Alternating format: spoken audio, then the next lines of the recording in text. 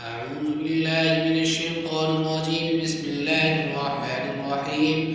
الرحمن علم القرآن خلق الإنسان علمه البيان. الشمس والقمر بحسبان والنجم والشجر يسجدان والسماء رفعها ووضع الميزان ألا تطغوا في الميزان وأقيموا الوزن بالقسط ولا تخسروا الميزان والأرض وضعها للأنام فيها فاكهة والنخل ذات الأكمام والعنب ذو العصف والريحان فبأي آلاء ربكما تكذبان خلق الإنسان من صلصال كالفخار وخلق الجان من مارج من نار فبأي آلاء ربكما تكذبان رب المشرقين ورب المغربين فبأي آلاء ربكما تكذبان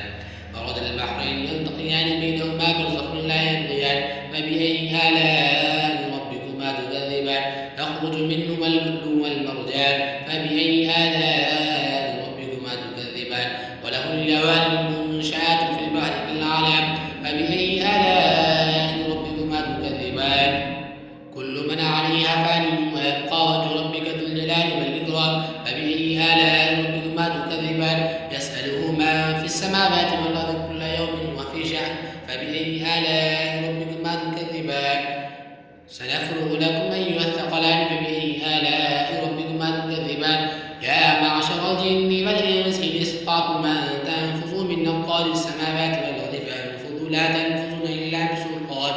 فبأي آلاء ربكما تكذبان يرسل عليكم أشواظ من نار ونحاس فلا تنتصران فبأي آلاء ربكما تكذبان فإذا انشقت السماء فكانت وردة كالدهان فبأي آلاء ربكما تكذبان فيومئذ لا يسأل عن ذنبه إنس ولا جان فبأي آلاء ربكما تكذبان يعرف المجرمون بسيماهم فيؤخذ به النواصي والأقدام فبأي آلاء ربكما تكذبان هذه جهنم التي يكذب بها المجرمون يطوفون بينها وبين حميم آن فبأي آلاء ربكما تكذبان ولمن خاف مقام ربه جنتان فبأي آلاء ربكما تكذبان ذواتا أفنان فبأي آلاء ربكما تكذبان فيهما عينان تجريان فبأي آلاء ربكما تكذبان فيهما من كل فاكهة زوجان